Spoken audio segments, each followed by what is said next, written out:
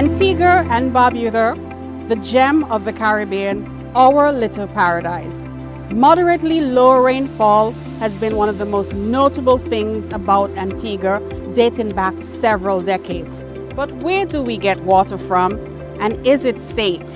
How do we get water from here to your home?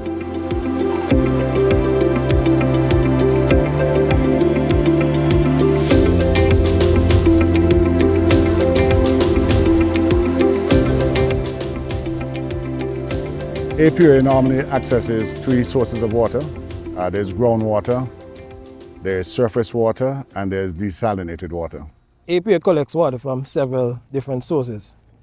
At present, our main production comes from the sea via reverse osmosis plant, the desalination process. And this generates for approximately 90% of our total production. The other 10% comes from groundwater. With a population of just under 100,000 people, why does such a small nation need so many sources of water?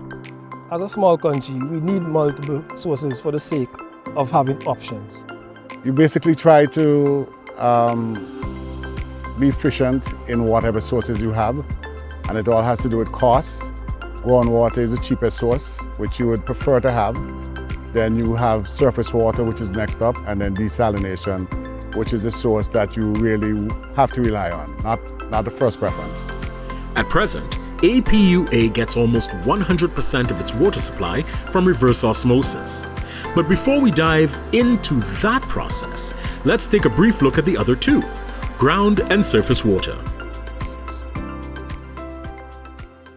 A well is simply a hole which is dug into the ground where we would extract water from what we call the water table. We would know where these water tables are located for the area of installing a well. Because of the characteristics of well water, you would find that well water is not as turbid or as cloudy as the surface water. So well water doesn't really need a lot of treatment. This well at Bendel's, which had been the most productive on the island, has seen its production fall from an average of 250,000 gallons per day to around 70,000 gallons. The drought conditions faced over the past few years have caused a drastic change in the quantity and eventually the quality of water we receive from our wells. Additionally, the reduced rainfall has dramatically affected our surface water supply. Surface water is simply the collection of rains from surface runoff on the Earth's surface collected in what we call dams. This dry bushland is the nation's largest reservoir, Potworks Dam. The dam once sustained water levels of several feet. In its heyday, APUA would harvest its water by having a submersible pump placed in its depths, which was connected to a line running to the treatment plant.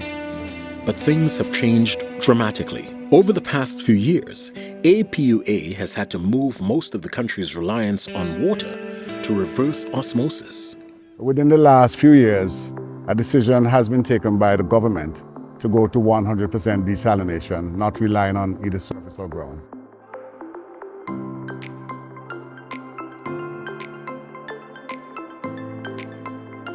Number one, the seawater has to be at least 20 feet in depth for our lines, our intake line especially. And number two, we look for a certain level of turbidity, and that turbidity is less than 5. We also look at areas that are strategic in location for our distribution system. We also want to ensure that the plants are not going to interfere with normal day-to-day activities, areas where the government has land. You don't want plants in locations where they're next to developments that could cause a problem with the amount of noise that the plant generates. It is a difficult and exhaustive exercise faced by APUA in bringing water to our homes and businesses, especially with dwindling resources. What you can do to assist is conserve water as much as possible, so their efforts don't just go down the drain.